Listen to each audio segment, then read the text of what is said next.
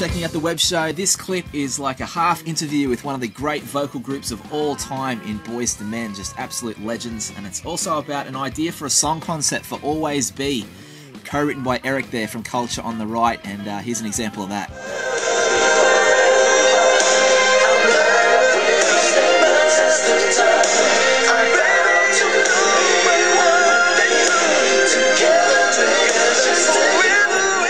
Great track there from Culture, and the idea is to get Boyz II Men to do a version of that song and re-release it in 2013 and make it the biggest wedding song of the year. So I headed along to Jupiter's on the Gold Coast to try and pitch it at the press conference. We love Australia, man. It's one of those places that you can't wait to come to, and when you get here, you don't want to leave, you know.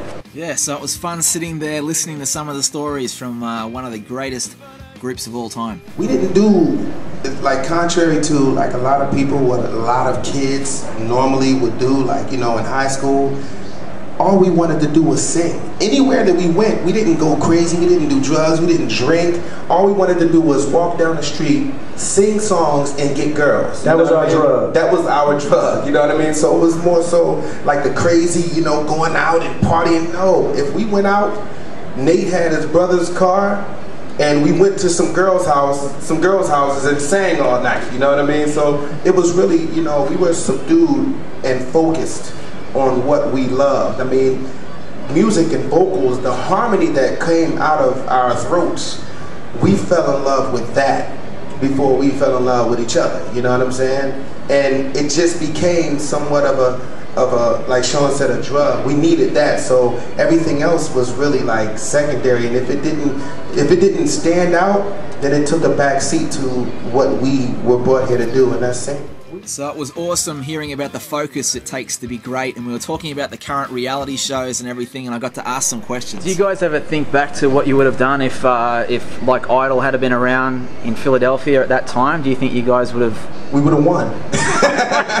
I think you would have. We would have won, man. We would have won. I mean, the one thing about Boyz II Men is we are music created us. Music. There was no label or no type of I guess you could say management company that said, hey, I want to put together 4 black guys and make them sing harmony. You know, we were actually created by music. We went to the High School for Creative and Performing Arts in Philadelphia, so the music is what actually, you know, we, again, like I said, we heard the way each other sounded, and we just wanted to keep hearing that. You know, if we could have closed our eyes and just sang in the bathroom, we would have, you know what I mean? And that's what we did most of the time. But it's like, you know, we weren't contrived. So in that sense, we would have definitely excelled because you would be able to see the music within us. Yeah, so it was awesome having the camera there and getting to chat, especially about their journey and chasing the dream, and of course starting out with performing for Michael Bivins, who was from New Edition, which every one of those guys became stars, and I wanted to ask them about the first time they put it on the line in front of Michael. Yeah, it was at a radio station performance in Philadelphia. To make a long story short, some lady who we don't know who it is to this day allowed us to borrow one of her backstage passes. We alternated it back and forth until everybody got backstage. Belle Biv DeVoe, who wasn't Belle Biv DeVoe at the time, they were about to become Belle Biv DeVoe. They just introduced an act on stage, and they was walking out. We walked up to Michael. First, we went to Ricky, and we asked him, you know, could we sing for him, and he kind of blew us off, to make a long story short. And how old were you guys? How old? We were like teenagers, 15, 16, 17, something like that. And yeah, 14, 15, 16, something like that. And we went to Mike and said, yo, can we sing for you? And he asked us, can we sing here? I said, yeah, sure. And we sang, and we'll never forget, it was Keith Sweat there, Paul Abdul, and all these like celebrities like were surrounding us while we were singing. And you know, we sang one of a New Edition song called Can You Stand the Rain? And to make a long story shorter, we got his information, and the rest was history. Yep, and what a history it's become. Over 60 million records sold, some of the biggest hits of all time. They're just absolute legends, Boyz II Men, and it was fun to be there, especially as they wrapped up their press conference like only they can.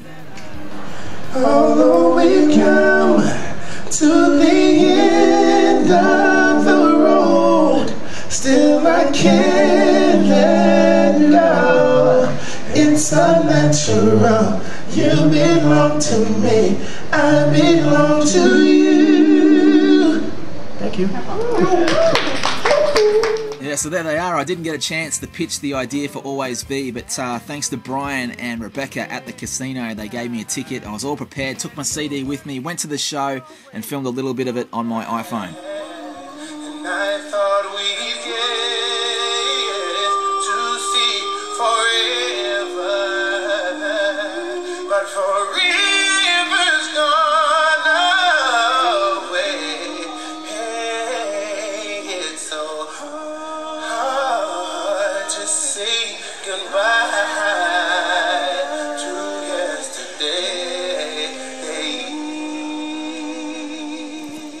Yeah, so there you go. That was one of my favourite songs growing up from Boyz II Men. I went backstage after the show and gave the CD of Always Be to Sean.